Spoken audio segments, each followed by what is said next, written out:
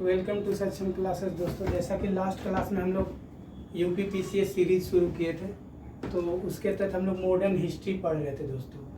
तो उसी को सीरीज को आगे बढ़ाते हुए आज हम लोग आगे बढ़ते हैं। तो आज हम लोग दोस्तों पढ़ेंगे गवर्नर जनरल और वायसराय। तो पहला सवाल दोस्तों, जैसा कि आप देख रहे हैं कि निम्नलिखित घटनाओं पर विचार कीजिए। क्लाइव का पुनः भारत आगमन, इलाहाबाद की संधि, बक्सर का युद्ध, वारेन हेस्टिंग का भारत का गवर्नर बनना। तो दोस्तों, जैसा कि आप देख रहे हो कि इसमें हमको अरेंज करना है डेट वाइज। तो आप जैसे देखो रॉबर्ट क्लाइव का भारत आगमन, तो दोस्तों बस आया तो 1765 में, 1765 में। और यहाँ पर इलाहाबाद का संधि आने के बाद ही इलाहाबाद का संधि रॉबर्ट क्लाइव करता है। लेकिन दोस्तों आता मई में और इलाहाबाद का संधि होता अगस्त में। तो बस मंथ का डिफरेंस है। और बक्सर का लड़ाई तो दोस्तों 1764 में होता है। और वारेन हेस्टिंग का भारत का गवर्नर नहीं दोस्तों, यहाँ पर बंगाल का गवर्नर होगा, बंगाल का गवर्नर। और बंगाल का गवर्नर जनरल भी बनता। तो बंगाल का गवर्नर दोस्तों बनता 1772 में। और बंगाल का गवर्नर जनरल बनता 1774 में। जब रेगुलेटिंग एक्ट आता दोस्तों, हम लोग पढ़े होंगे, तो रेगुलेटिंग एक्ट के तहत दोस्तों आप देखोगे कि 1773 के तहत गवर्नर जनरल और साथ ही साथ कलकत्ता में सुप्रीम कोर्ट की स्थापना। तो दोस्तों यहाँ पर आप अरेंज कर सकते हो, तो हिसाब से आप देखोगे यहाँ पर बस यही गलत है। तो एक नंबर में आप देखो, अगर यहाँ इसको लेके चलते 74, अगर बंगाल का गवर्नर का बात हो या गवर्नर जनरल का, तो दोस्तों यहाँ पर क्या हो जाएगा, 1772 लेके चलोगे या फिर 1700। तो सबसे पहले कौन सा घटना होगा दोस्तों, तो सबसे नंबर 3 बक्सर का युद्ध। फिर दोस्तों वहाँ 1765 मई में तो 1 हो जाएगा रॉबर्ट क्लाइव का आगमन। फिर इलाहाबाद की संधि तो 2 हो जाएगा। और अंतिम में दोस्तों हो जाएगा वारेन हेस्टिंग्स का भारत का नहीं, बंगाल का गवर्नर या बंगाल का गवर्नर जनरल। तो दोस्तों करेक्ट आंसर हो जाएगा 3124। देखते हो, अंग्रेज के विरुद्ध बनारस विद्रोह का नेतृत्व किसने किया था। तो दोस्तों आप देखो तो कि यहाँ पर अंग्रेज के विरुद्ध, यहाँ पर जो अंग्रेज का विरुद्ध हुआ था दोस्तों, तो वारेन हेस्टिंग के समय 1781 में राजा चेत सिंह जो है वारेन हेस्टिंग्स के विरुद्ध दोस्तों विद्रोह कर दिया था। और वारेन हेस्टिंग्स को दोस्तों भाग के चुनार के किला में दोस्तों शरण लेना पड़ गया था। तो असली आंसर यहाँ पर दोस्तों क्या होगा, सी, राजा चेत सिंह के द्वारा। कलकत्ता में एशियाटिक सोसाइटी की स्थापना के समय बंगाल का गवर्नर जनरल कौन था। तो आपको पता होना चाहिए दोस्तों कि अगर बंगाल का गवर्नर का बात होता तो रॉबर्ट क्लाइव दोस्तों बंगाल का पहला गवर्नर होता है, जो बनता 1765 में। लेकिन उसके बाद वारेन हेस्टिंग जो गवर्नर बनता है, तो वारेन हेस्टिंग दोस्तों गवर्नर बनता 1772 में। ये भी सिर्फ हम गवर्नर का बात कर रहे हैं जिसमें सिंगल जी है। लेकिन गवर्नर जनरल का बात होता है तो जी, डबल जी हो जाएगा दोस्तों। गवर्नरों का गवर्नर जनरल कहने का मतलब था कि मद्रास का भी गवर्नर को लीड कर रहा था, बम्बई के गवर्नर को भी लीड कर रहा था, और खुद कलकत्ता का गवर्नर था। तो तीनों गवर्नर का एक तरह से आपका दोस्तों क्या है, हेड है। तो गवर्नर जनरल ये बना था दोस्तों 1773 का रेगुलेटिंग एक्ट के तहत। और पहला गवर्नर जनरल जो 1774 में बना था, वारेन हेस्टिंग्स बना था। तो 1774 से लेके 1785 तक दोस्तों वारेन हेस्टिंग्स था गवर्नर जनरल। तो इसी दौरान आप देखोगे कि एशियाटिक सोसाइटी बना 1784 में। तो इसका आंसर क्या होगा, पूछ रहा है कि कलकत्ता में एशियाटिक सोसाइटी, तो यहाँ वारेन हेस्टिंग्स हो जाएगा, क्योंकि मुझे पता है कि एशियाटिक सोसाइटी का स्थापना 1784 में हुआ है। और 1774 से लेकर 1785 तक कौन है दोस्तों, गवर्नर जनरल बंगाल का। तो बंगाल का गवर्नर जनरल है वारेन हेस्टिंग्स। तो करेक्ट आंसर हो जाएगा वारेन हेस्टिंग्स। सुरक्षा प्रकोष्ठ की नीति संबंधित है। सुरक्षा प्रकोष्ठ कहने का मतलब दोस्तों घेरे की नीति, इसको बोला गया था घेरे की नीति। अंग्रेजी में इसको बोलते हैं रिंग फेंस। एक्चुअली इसमें क्या होता था दोस्तों कि जो अंग्रेज थे अपने राज को चारों ओर से सुरक्षित करना चाह रहे थे। मान ले मेरा ये अंग्रेज का क्षेत्र है, मान ले यहाँ पर बंबई, तो ये चाह रहे कि इधर भी मेरा कोई, मान ले यहाँ पर मैसूर हो, इधर मराठा है, इधर मान ले हैदराबाद है, तो इसके बीच में कोई बफर स्टेट हो दोस्तों, इसके बीच में कोई बफर स्टेट होना चाहिए ताकि इसको मराठा डायरेक्ट अटैक ना कर पाए, हैदराबाद अटैक ना कर पाए और मैसूर जो है दोस्तों वो अटैक ना कर पाए। तो बफर स्टेट का कॉन्सेप्ट होता था दोस्तों कि बीच में बचाना। अगर मान लें यहाँ पर मेरा ए है तो इसके चारों ओर से मेरा बफर स्टेट होना चाहिए, कोई फ्रेंड होना चाहिए ताकि दुश्मन मुझे क्या कर सके, अटैक ना कर सके। तो दोस्तों ये कॉन्सेप्ट किसके समय में था, तो वारेन हेस्टिंग के समय में। बाद में आप देखोगे दोस्तों कि रिंग फेंस के बाद सब्सिडरी अलायंस, सहायक संधि, वेलेस्ली के काल वगैरह में आता है इसका अगला स्टेप। निम्नलिखित में से किस पर ब्रिटिश संसद में महाभियोग चलाया गया था? तो दोस्तों ये था, इसमें वारेन हेस्टिंग था, यहाँ पर नीचे में कट गया। इसका आंसर दोस्तों, इसका आंसर हो जाएगा दोस्तों, 2 कट गया, वारेन हेस्टिंग्स होगा इसका आंसर, क्योंकि ज्यादा अभी वारेन हेस्टिंग्स के पास बात चल रहा है। इसमें क्या हुआ था दोस्तों, आप देखोगे कि 1700 में बताया कि 1774 से 1785 तक गवर्नर, बंगाल का गवर्नर जनरल वारेन हेस्टिंग्स था और इसके दौरान कंपनी में बहुत ज्यादा करप्शन हुआ था। आप जिसको बोल सकते हो बहुत ज्यादा करप्शन। उसके बाद धन संपत्ति का लूट और दस्तक का दुरुपयोग, बहुत सारा इसमें इसके दौरान दोस्तों अनलॉफुल एक्टिविटी हुआ था। तो इसीलिए 1700, बाद में देखोगे कि 1788 से लेके लगभग 1795 के आसपास तक इस पे दोस्तों महाभियोग चला गया था ब्रिटिश पार्लियामेंट में। हालांकि बाद में दोस्तों वारेन हेस्टिंग को बाइज्जत बरी कर दिया गया था, दोष से मुक्त कर दिया गया था, क्योंकि कहीं ना कहीं कंपनी के लिए और ब्रिटिश साम्राज्य के लिए वारेन हेस्टिंग्स बहुत ज्यादा योगदान दिया था। आगे आप देखोगे जैसे राजस्व सुधार, प्रशासनिक सुधार, न्यायिक सुधार, मतलब कहीं ना कहीं दोस्तों बहुत बड़ा योगदान रहा वारेन हेस्टिंग्स का कंपनी के प्रशासन में और साथ ही साथ ब्रिटिश साम्राज्य के विस्तार में। इसलिए बाद में इसको बाइज्जत बरी कर दिया जाता। तो इसका करेक्ट आंसर दोस्तों हो जाएगा वारेन हेस्टिंग्स। नेक्स्ट सवाल है दोस्तों कि भारत में न्यायिक संगठन की स्थापना किसने की? तो अभी जस्ट दोस्तों हम लोग देखें कि वारेन हेस्टिंग्स का कितना बड़ा योगदान था। वारेन हेस्टिंग दोस्तों 1774 से अभी 1785 में बार बार बोल रहा हूँ, लगभग 11 साल के कार्यकाल बंगाल का गवर्नर रहा, governor general, double G, Bengal का गवर्नर जनरल था और इस दौरान बहुत सारा काम किया था। तो दोस्तों न्यायिक सुधार या फिर राजस्व सुधार का शुरुआत वारेन हेस्टिंग्स ही किया था, लेकिन ऑप्शन में दोस्तों यहाँ वारेन हेस्टिंग्स नहीं दिया है। तो इसका आंसर हो जाएगा लॉर्ड कॉर्नवालिस। क्यों? क्योंकि जो जिला लेवल पर जिला दीवानी और जिला फौजदारी और प्रोविंशियल लेवल पर सदर निजामत और सदर दीवानी और कलकत्ता में सुप्रीम कोर्ट, तो दोस्तों वारेन हेस्टिंग्स के काल में ही न्यायिक रिफॉर्म हुआ था। लेकिन बाद में जब कॉर्नवालिस आता है तो कॉर्नवालिस दोस्तों उसको क्या करता है, एस्टेब्लिश करता है, संस्थागत रूप देता है।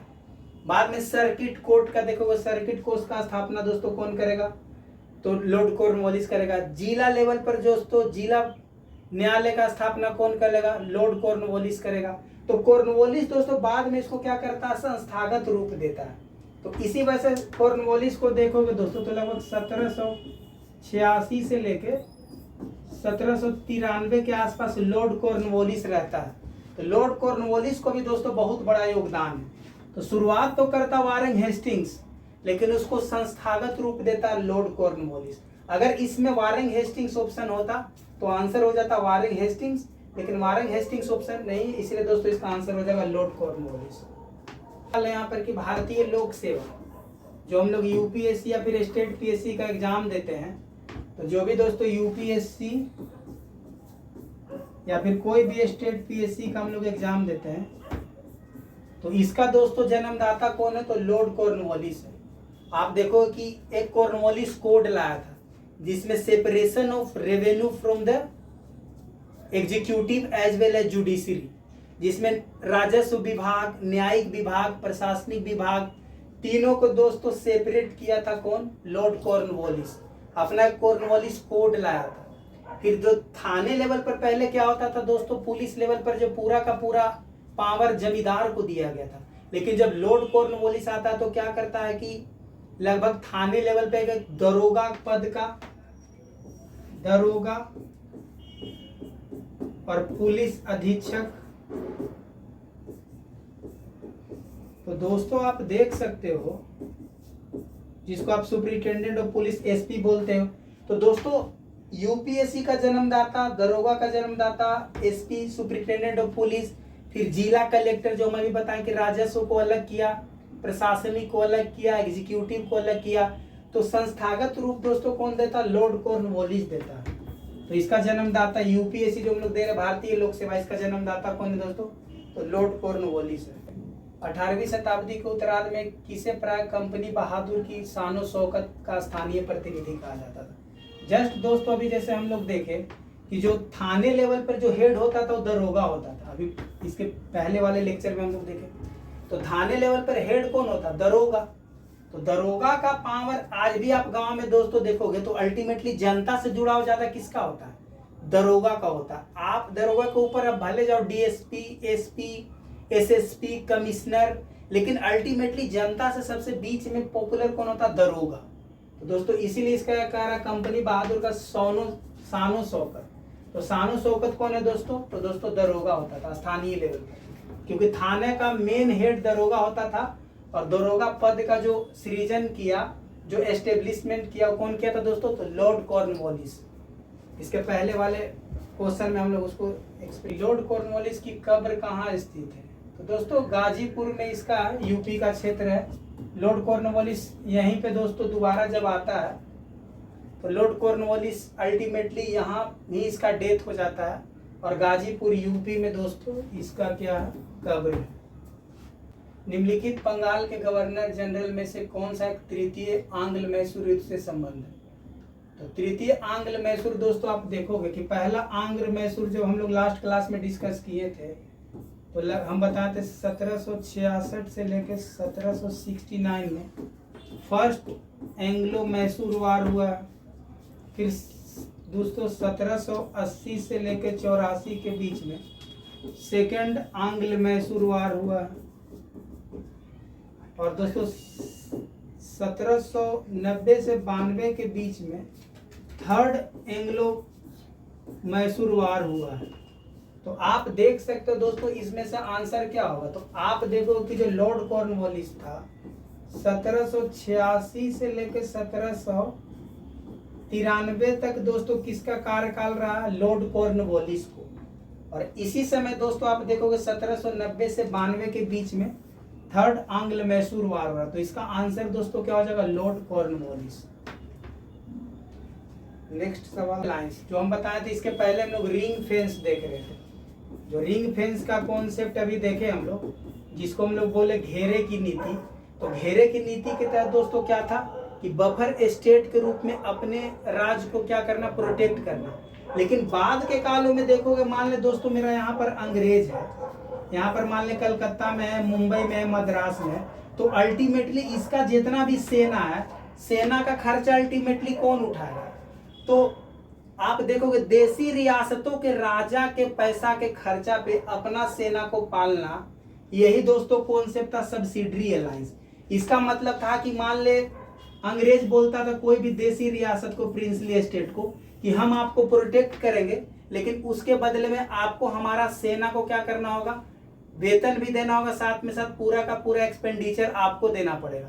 तो अल्टीमेटली देसी रियासतों का, प्रिंसली स्टेट के खर्चे पे अपना सेना को पालने का कॉन्सेप्ट को ही दोस्तों बोला गया था सब्सिडरी अलायंस, जिसको बोलते हैं दोस्तों सहायक संधि। अब सवाल होता है कि सहायक संधि का शुरुआत दोस्तों हुआ था लॉर्ड वेलेस्ली किया था, लेकिन यहाँ पर आप देखोगे 1792 के बाद कौन आता है, वेलेस्ली आता है। लेकिन वेलेस्ली से पहले भी आप देखोगे कि डुप्ले, जो कि फ्रांस का गवर्नर होता है, डुप्ले सबसे पहले प्रयोग इसका किया है दोस्तों यूरोपियन में, सब्सिडरी अलायंस का। लेकिन सवाल यहाँ पर ऑप्शन दिया हुआ है, तो इसके हिसाब से हो जाएगा दोस्तों लॉर्ड वेलेस्ली में से सहायक संधि स्वीकार नहीं की थी। तो दोस्तों सबसे पहले अगर यहाँ एग्जाम में पूछ दिया, सबसे पहले तो हैदराबाद ही दोस्तों 1798 में सबसे पहले बार सब्सिडरी अलायंस पे साइन करने वाला राज्य था दोस्तों हैदराबाद। तो हैदराबाद तो था ही। बाद में फिर मैसूर देखोगे दोस्तों, मैसूर 1799 में टीपू सुल्तान, जिसके बाद आप देखोगे कि अल्टीमेटली यहाँ पर मैसूर भी करता 1799 के आसपास। उसके बाद आप दोस्तों देखोगे इंदौर लगभग 1818 के आसपास है। और बाद में जितने भी राजपूताना राज हुए, जोधपुर, उदयपुर, सारे लोग दोस्तों सहायक संधि पे स्वीकार करते। तो इसमें दोस्तों नन ऑफ दीज हो जाएगा। तो यहाँ पर आंसर होना चाहिए था नन ऑफ दीज, लेकिन अल्टीमेटली यहाँ पर दिया नहीं। तो यहाँ दोस्तों क्या हो जाएगा, स्टार मार्क इसीलिए मारा हुआ। वसीन की संधि पर हस्ताक्षर किसके मध्य हुआ था? तो वसीन की संधि दोस्तों अंग्रेज तथा बाजीराव, इसका कहानी आप, ये दोस्तों मराठा का पहला सहायक संधि था। मराठा साम्राज्य सबसे ताकतवर माना जाता था। मॉडर्न इंडिया में कॉन्सेप्ट था कि मुगल एम्पायर के बाद अगर भारत में सबसे कोई शक्तिशाली साम्राज्य है जो भारत को फिर से लीड करने वाला, तो मराठा। लेकिन मराठा भी अल्टीमेटली देखोगे दोस्तों कि पानीपत के तृतीय लड़ाई के बाद 1761 के बाद मराठा साम्राज्य कमजोर होने लगता है और बाकी में आपस मराठा राज के बीच में ही विवाद हो जाता है। तो यहाँ पर देखोगे दोस्तों कि होलकर और सिंधिया के बीच में, ये दोनों मराठा राज के दोस्तों राजा होते हैं। तो सिंधिया और होलकर के बीच में विवाद होता है और सिंधिया के साथ दोस्तों होता है बाजीराव द्वितीय को सिंधिया बहका देता है, जिसके कारण होलकर का भाई का कत्ल कर देता है। तो दोस्तों होलकर का जो भाई होता है उसको सिंधिया और बाजीराव द्वितीय षड्यंत्र के माध्यम से क्या कर देता है, कत्ल कर देता, हत्या कर देता है, जिसके विरोध में दोस्तों होलकर दोनों पे अटैक करता है, सिंधिया पे और बाजीराव द्वितीय पे। तो इसी समय सिंधिया बचा नहीं पाता बाजीराव को और बाजीराव द्वितीय भाग के चला जाता अंग्रेज के पास। तो अंग्रेज बोलता है कि भाई हम तुम्हारा मदद तभी कर पाएंगे जब तुमको सहायक संधि पे हस्ताक्षर करना होगा, सब्सिडरी अलायंस पे क्या करना होगा, सिग्नेचर करना होगा। इसीलिए दोस्तों तो यहाँ पर हो जाएगा अंग्रेज और बाजीराव द्वितीय के बीच में वसीन की संधि होती है। और वसीन की संधि दोस्तों एक सहायक संधि होती है। तो दोस्तों बहुत ही इंपॉर्टेंट पॉइंट है। निम्नलिखित युगों में से कौन सा सही सुमेलित है? तो बक्सर का 64 सही है। सहायक संधि 1863 भारत में ईस्ट इंडिया कंपनी का अधिकार 33 ब्रिटिश नागरिकों कंपनियों के लिए भारत। तो दोस्तों अभी जैसे हम लोग सहायक संधि का शुरुआत देखे कि सबसे पहला जो हैदराबाद के बारे में हम लोग देखे कि 1799 में ही पहला 1798 में सहायक संधि का कॉन्सेप्ट आ चुका है। तो दोस्तों इसीलिए गलत क्या होगा, सहायक संधि में। जस्ट 2-3 लेक्चर में हम लोग इसी पे डिस्कस कर रहे थे कि आंग्ल नेपाल युद्ध किसके शासन काल में हुआ था और वह, तो यहाँ पर दोस्तों आंग्ल नेपाल का बात करिएगा तो यहाँ पर दोस्तों लॉर्ड हेस्टिंग्स आप देखोगे। पहला जो आंग्ल नेपाल वार हुआ है 1814 से लेके 1816 के बीच में, 13 से 16 कहेंगे, 18 से 16 दिया हुआ। तो दोस्तों यहाँ पर नेपाल के बीच में होता है, लॉर्ड हेस्टिंग्स यहाँ पे होता है और इसके बाद संगोली की संधि होता है। आप देखोगे संगोली की संधि होगा तो आंग्ल नेपाल वार के बाद ही होता है। तो दोस्तों इसका आंसर हो जाएगा लॉर्ड हेस्टिंग्स। मराठा का तृतीय लड़ाई के समय में भी दोस्तों लॉर्ड हेस्टिंग्स ही होता है। आप देखोगे इधर की 1816 से लेकर 1818 तक ये मराठा का थर्ड वार होता है। और आप देखो कि लॉर्ड हेस्टिंग दोस्तों 1813 से लेके 1823 तक रहता है।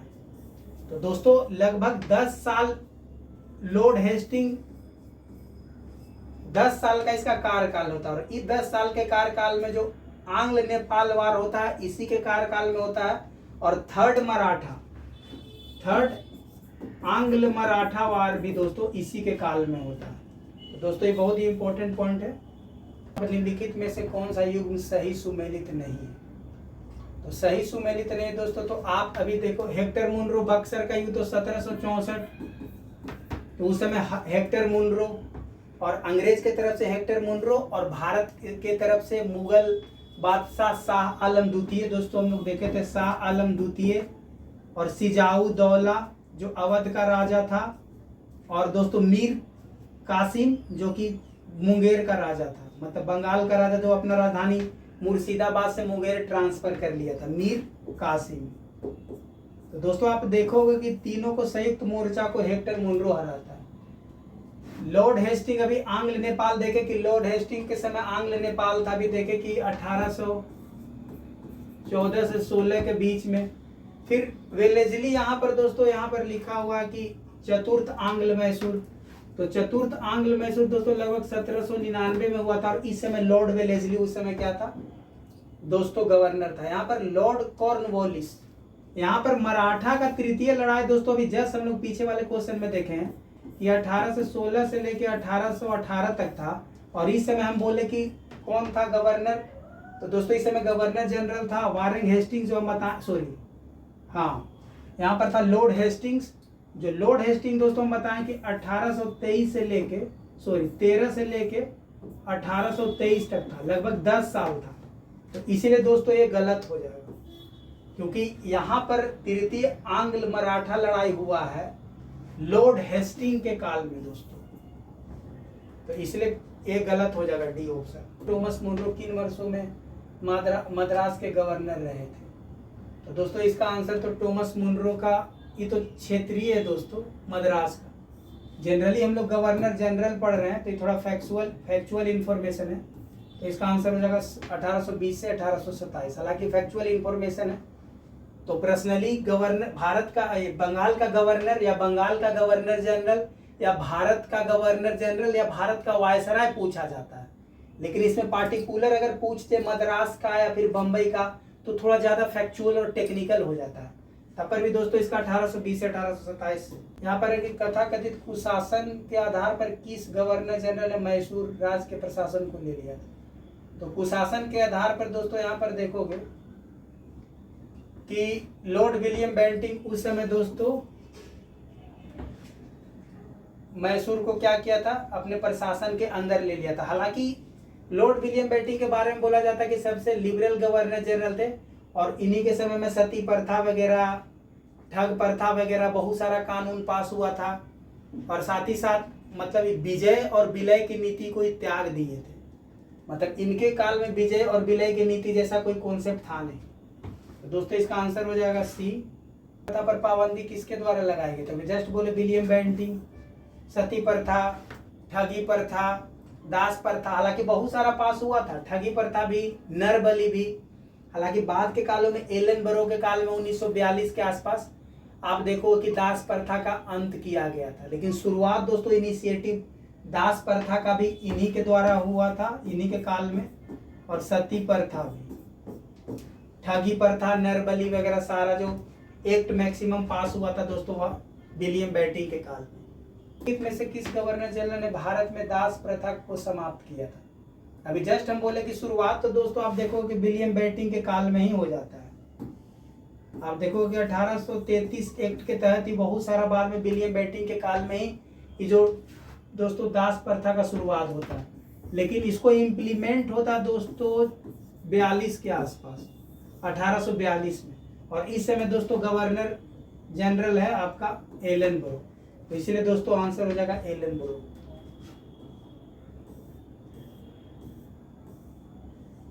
यहाँ पर दोस्तों कि अंग्रेजों द्वारा सिंध विजय संपन्न हुआ। अंग्रेजों द्वारा सिंध का विजय कब किया गया था?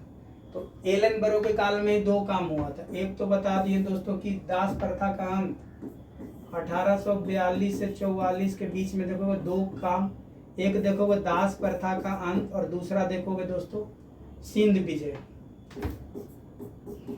सिंध का विजय भी दोस्तों इसी के काल में हुआ था, तो इसका आंसर हो जाएगा एलन बरो। और अवध का अंग्रेजी राज में विलय निम्न में से किस रीति से हुआ था? दोस्तों तो आपको पता है कि कुप्रशासन के कारण दोस्तों जो डॉक्ट्रिन ऑफ लेप्स, और डॉक्ट्रिन ऑफ लेप्स का कॉन्सेप्ट भी यही लाया था, डॉक्ट्रिन ऑफ लेप्स जिसको बोलते हैं विलय की नीति या फिर बेपगप की नीति, और साथ ही साथ कुप्रशासन भी बोल के अवध, जो दोस्तों अवध के बारे में ये जो डलहौजी कुप्रशासन बोल के डलहौजी अवध को भी क्या किया था, अपने में मिला लिया था। वाजिद अली इस समय दोस्तों राजा थे अवध के, और उनको कुप्रशासन बोल के भाई कि अवध में जो शासन प्रशासन ठीक से नहीं चल रहा है, माल फंक्शनिंग हो रहा है, माल एडमिनिस्ट्रेटिव हो रहा है, करप्शन ज़्यादा है, लोग खुश नहीं, इस तरह दोस्तों कुप्रशासन बोल के क्या किया था दोस्तों, अवध को डलहौजी अपने में मिला लिया था। बहुत ही मोस्ट इंपॉर्टेंट क्वेश्चन है दोस्तों। तो सिक्किम का भारत में विलय किसके द्वारा हुआ? तो दोस्तों इसका आंसर हो जाएगा लॉर्ड डलहौजी। लॉर्ड डलहौजी, इसके बाद में सिक्किम का जो पूर्णतः विलय बाद में भी देखोगे, तो यहाँ लॉर्ड डलहौजी के बाद पूर्णतः अंशतः विलय होता है। बाद में दोस्तों की 1975 में सिक्किम को पूर्णतः विलय कर लिया जाता है। तो फिलहाल दोस्तों यहाँ पर हो जाएगा लॉर्ड डलहौजी। सिक्किम को जो आंशिक रूप से यहाँ लिखना चाहिए था, पार्शियली विलय करता है, और फुल्ली विलय होता है दोस्तों कब? पूर्णतः विलय होता है 1975 में। निम्नलिखित घटनाओं पर विचार कीजिए तथा उनके कालानुक्रम व्यवस्थित कीजिए। सिक्किम का विलय, झांसी का विलय, पंजाब का विलय और बर्मा का विलय। तो दोस्तों ये बहुत ही आपको एग्जैक्ट डेट पता होना चाहिए, लेकिन अगर आपको कहानी पता हो तो कहानी के तहत सबसे लगभग 48 के आसपास दोस्तों आप देखोगे 1948-49 के आसपास पंजाब का विलय होता है, फिर सिक्किम का विलय होता है, फिर आप देखोगे तो बर्मा का विलय, और अंततः दोस्तों झांसी का विलय होता है। तो यहाँ पर करेक्ट आंसर दोस्तों जो इसका हो जाएगा, करेक्ट आंसर होगा दोस्तों आपका बी।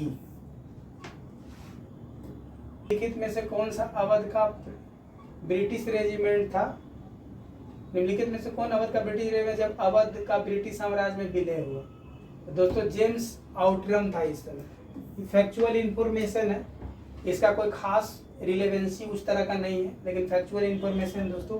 तो इस भारत में प्रथम रेल लाइन का निर्माण किन नगरों के बीच हुआ? तो दोस्तों ये तो बहुत फेमस सवाल है, मुंबई से थाने के बीच में। तो मुंबई से थाने के बीच में दोस्तों चलाया गया था 1853 में, और इस समय जो दोस्तों लॉर्ड डलहौजी आप बोल सकते हो, लॉर्ड डलहौजी, तो दोस्तों हो जाएगा लॉर्ड डलहौजी का काल है, लॉर्ड डलहौजी के काल में। तो मुंबई से थाने 1853।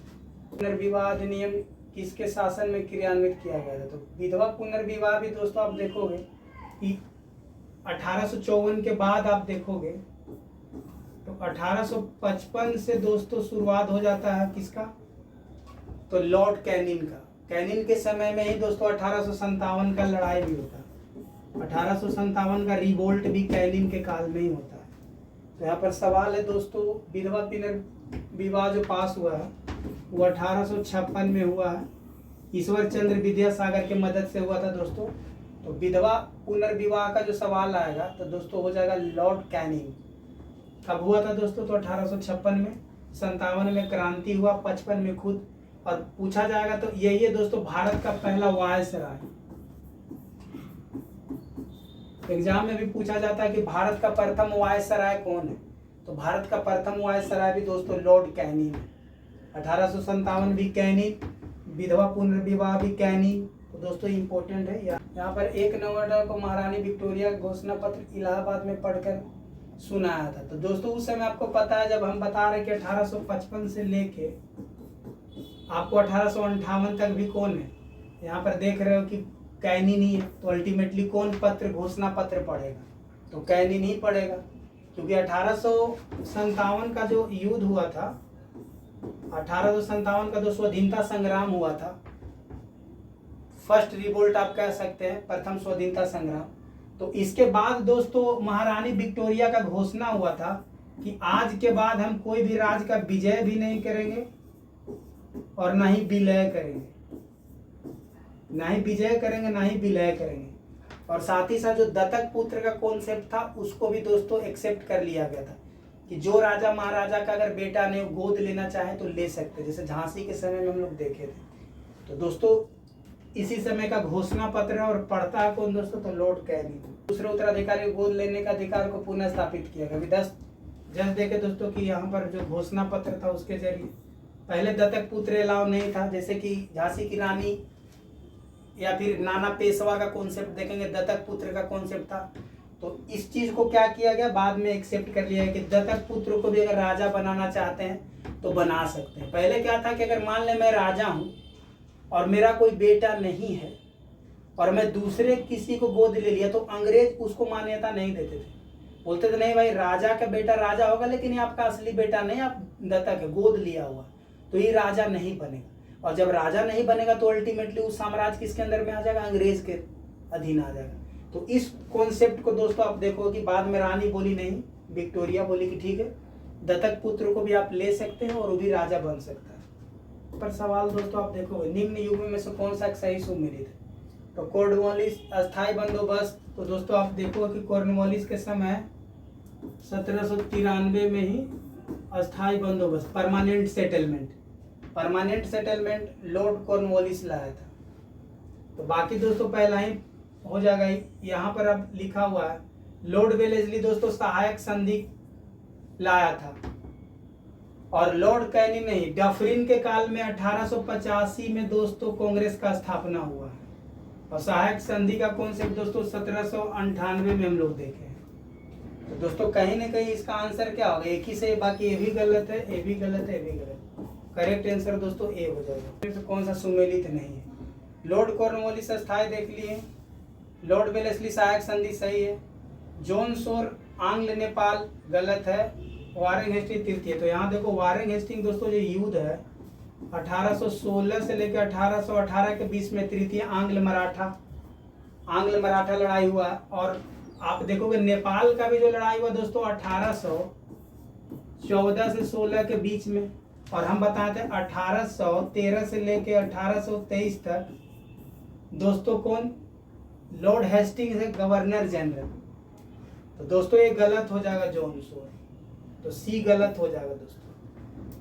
में कौन एक सही है, लॉर्ड एलनबरो अवध का विलयीकरण, कौन एक सही है। उसके बाद है दोस्तों लॉर्ड डलहौजी सिंध का। तो सिंध का दोस्तों तो हम लोग देखे थे कि एलनबरो के काल में हुआ था, अवध का डलहौजी के काल में हुआ था। चतुर्थ आंग्ल मैसूर लड़ाई दोस्तों आप देखोगे कि लॉर्ड वेलेस्ली के काल में 1799 में हुआ। तो बस यही एक सही है दोस्तों। बाकी यहाँ तो तृतीय आंग्ल मराठा लड़ाई अभी बताएंगे किसके है, लॉर्ड हेस्टिंग के काल में हुआ है। सिंध का विलय दोस्तों एलनबरो के काल में हुआ है, और अवध का विलय दोस्तों डलहौजी के काल में हुआ है। तो दोस्तों बस एक ही सही है, लॉर्ड वेलेस्ली वाला। निम्नलिखित में से कौन सा सही सुमेलित नहीं है, लॉर्ड डलहौजी अवध का ही सही है दोस्तों, लॉर्ड डफरिन भारतीय राय ये भी सही है, Lord William Bentinck chartered act ये भी सही है, क्योंकि लॉर्ड डलहौजी दोस्तों अवध का विलय के समय यही है कुप्रशासन बोल के अवध का विलय करता है। डफरिन के समय में ही दोस्तों 1885 में कांग्रेस का स्थापना होता है, और विलियम बेंटिंक के समय दोस्तों चार्टर्ड एक्ट 1833 आता है। तो ये तीनों दोस्तों सही है, ये भी सही, ये भी सही, ये भी सही है। तो यहाँ पर निम्न में से कौन चतुराई निष्क्रियता की नीति के साथ जुड़ा हुआ है, तो चतुराई निष्क्रियता दोस्तों लॉरेंस है। उसके बाद आप देखोगे लॉरेंस जब अपनाया गया था दोस्तों मास्टरली इनएक्टिविटी, इसको तो बोला गया मास्टरली इनएक्टिविटी।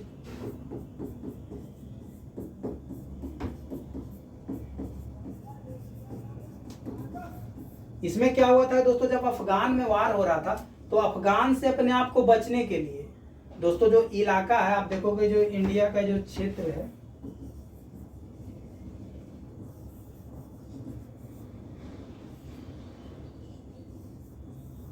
तो इंडिया का ही क्षेत्र अफगानिस्तान से जो जुड़ा हुआ था दोस्तों, तो यहाँ से आप देखो कि कभी लाइव वार अफगानिस्तान में ज़्यादा होता था, तो अल्टीमेटली अफगानिस्तान से लड़ना सही नहीं था। तो उस समय दोस्तों अपने आप को बचाने के लिए इन लोग क्या कि इनएक्टिव मोड में थे, तो इसी को बोला गया था चतुराईपूर्ण निष्क्रियता। क्योंकि अगर इस समय अफगानिस्तान से आप लड़ते तो हारने की संभावना ज़्यादा थी दोस्तों, क्योंकि एक बार ऑलरेडी अफगानिस्तान अंग्रेजों को खदेड़ भी दिया था, हत्या भी किया था। तो इसीलिए इस समय कौन था दोस्तों, जॉन लॉरेंस। बाद में देखोगे मेयो भी आएगा, मेयो के काल में भी दोस्तों देखोगे कि आक्रमण होता है। तो फिलहाल यहाँ पर जो चतुराई बोलेगा मास्टरली इनएक्टिविटी, तो इसका आंसर होगा जॉन लॉरेंस। भारत में अंग्रेज के समय प्रथम जनगणना हुई, तो प्रथम जनगणना दोस्तों जो हुआ था 17, आप देखोगे कि 1872 में हुआ था, लेकिन दोस्तों अनियमित था, नियमित रूप से नहीं था। लेकिन पहला जनगणना मेयो के काल में यही हुआ था। नियमित हुआ दोस्तों 1881 रिपन के काल में, लॉर्ड रिपन के काल में। लेकिन यहाँ पर सवाल पूछा कि भारत में अंग्रेज के समय में प्रथम जनगणना, तो वहां मेयो मारना होगा। लेकिन यही अगर पूछ लेता दोस्तों कि नियमित रूप से, मतलब ऑर्गेनाइज वे में, जैसे हर 10 साल में होता है जनगणना, अभी 2011 का जनगणना है, फिर 2021, 2031, तो दोस्तों हर 10 साल में नियमित रूप से जनगणना होता है। तो नियमित रूप से तो जनगणना हुआ है 1881 से ही हुआ है, इसीलिए हम लोग इसी ऑर्डर में 2011 आएगा और इसी ऑर्डर में 2021 आएगा। क्यों? क्योंकि दोस्तों 81 का जो मल्टीपल आप देखोगे 10 ऐड कर करके, तो दोस्तों 11, 21, लेकिन शुरुआत हुआ था मेयो के काल में, तो दोस्तों इसको आंसर हो जाएगा मेयो। लेकिन नियमित पूछता किस वायसराय की हत्या अंडमान निकोबार द्वीप समूह में जब वे भ्रमण करते थे, तो लॉर्ड मेयो था दोस्तों। लॉर्ड मेयो का हत्या कर दिया गया था अंडमान निकोबार में। तो जो कि इसको इम्पोर्टेंट इसलिए है क्योंकि जनगणना का शुरुआत किसने किए थे, तो लॉर्ड मेयो, और इनका हत्या कहाँ हो गया, अंडमान निकोबार में। तो इसीलिए इम्पोर्टेंट याद रखिएगा, जो जनगणना का शुरुआत किए। कौन सा भारत का वायसराय सबसे दीर्घकाल रहा, तो सबसे दीर्घकाल रहा दोस्तों, ये तो पूरा कंप्लीट फैक्चुअल इंफॉर्मेशन। आपको अगर डेट याद हो कि किसका कार्यकाल कितना है, किसका कार्यकाल कितना है, तो वही बता पाओगे।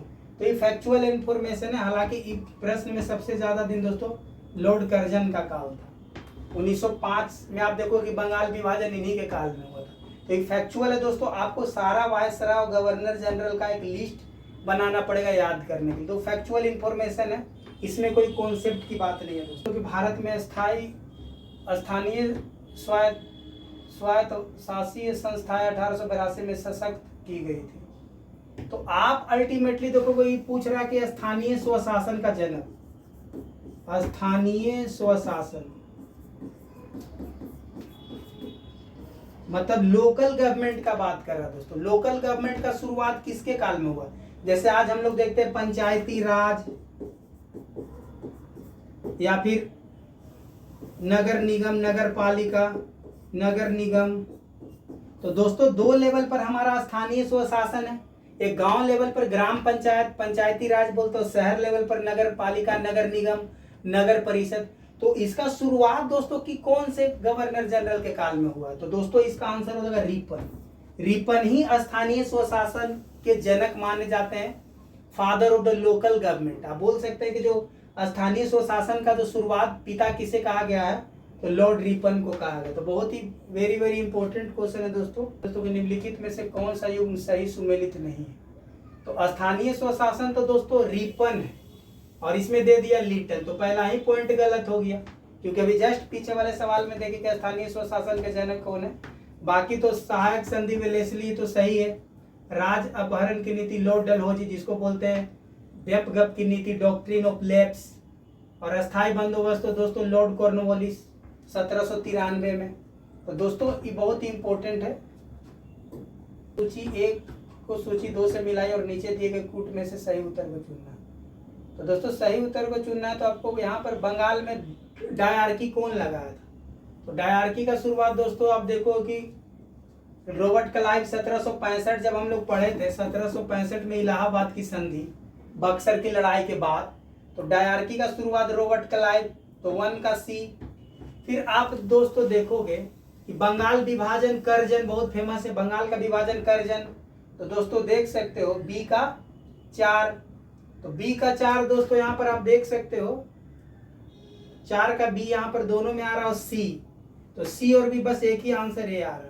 और हालांकि आप जान रहे हो अंग्रेजी शिक्षा विलियम बेंटिंक के काल में 1833 का जो एक्ट याद होगा दोस्तों, चार्टर्ड एक्ट, फिर 1835 का जो आप देखोगे जो मैकाले मिंट का जो कॉन्सेप्ट था याद होगा दोस्तों, अंग्रेजी शिक्षा का शुरुआत जो लॉर्ड मैकाले आया था, पहला विधि अध्यक्ष था। तो उसके बाद जो प्रेस पे चार्ल्स मेटकेफ दोस्तों, प्रेस पर प्रतिबंध हटाने का श्रेय जाता चार्ल्स मेटकॉफ।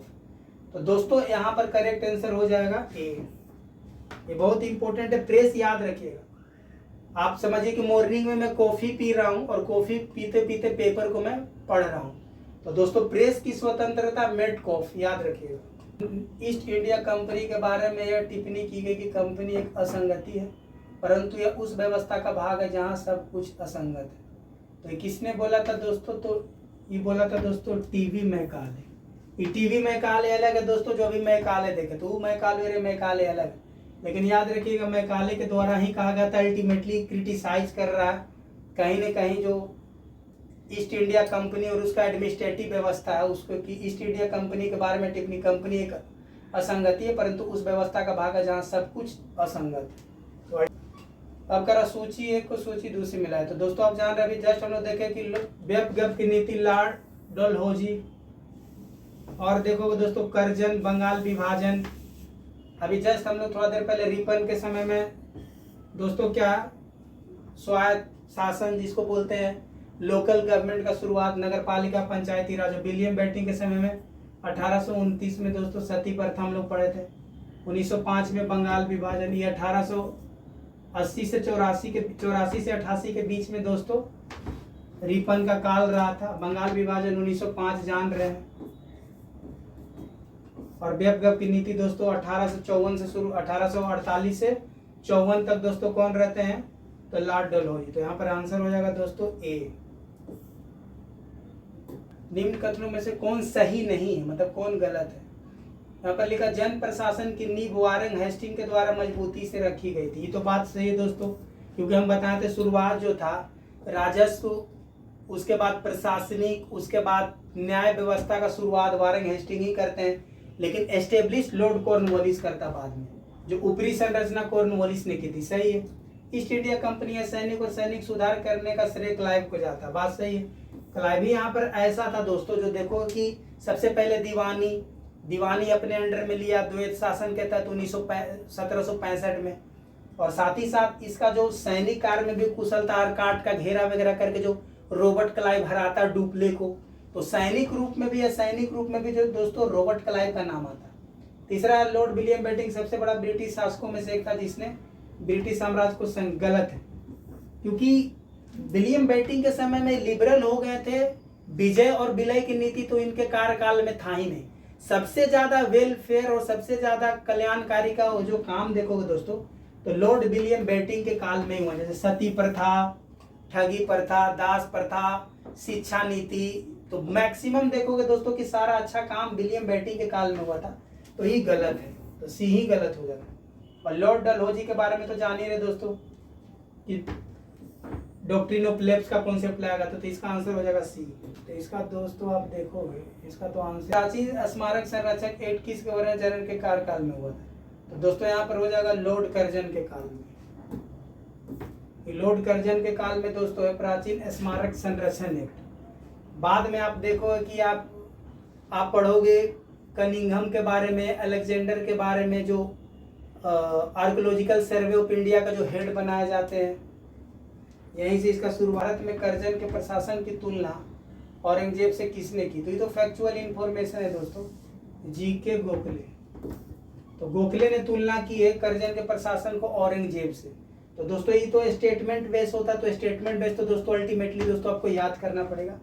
तो जीके गोखले इसका आंसर हो जाएगा। सैनिक प्रशासन 1905 के संदर्भ में कौन कौन सा कथन सही है? तो कौन कौन सा कथन सही है दोस्तों? तो आपको लॉर्ड कर्जन ने प्रांतीय सीमाओं का पुनर्गठित करने का निर्णय लिया।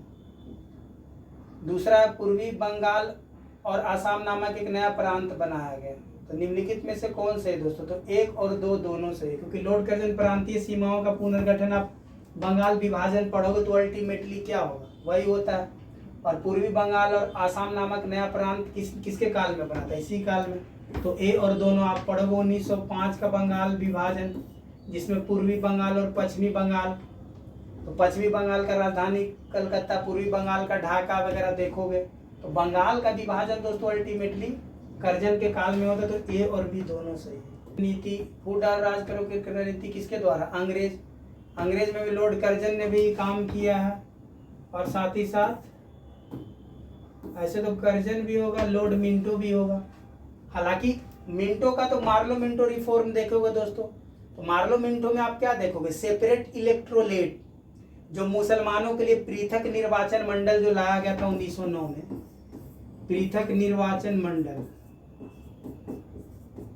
पृथक निर्वाचक मंडल, ये मुसलमानों के लिए जो अलग दिया था। तो यहीं से तो भारत और पाकिस्तान का विभाजन का जड़ तैयार होता है दोस्तों, रूट तो यही है। और कर्जन भी क्या करता? कर्जन भी 1905 में बंगाल विभाजन कर दिया है, पश्चिमी बंगाल हिंदुओं के लिए और पूर्वी बंगाल मुसलमानों के लिए। पश्चिमी बंगाल हिंदू के लिए, मुसलमानों के लिए। तो दोनों दोस्तों अल्टीमेटली फूट डालो और शासन करो, कहीं ना कहीं इन्हीं का देन है। तो इसलिए आंसर हो जाएगा ए और बी दोनों। भारत की राजधानी कलकत्ता से दिल्ली स्थान किसके काल में क्रियान्वयन? तो दोस्तों आपको पता होगा कि लॉर्ड हार्डिंग के काल में आप देखोगे 1911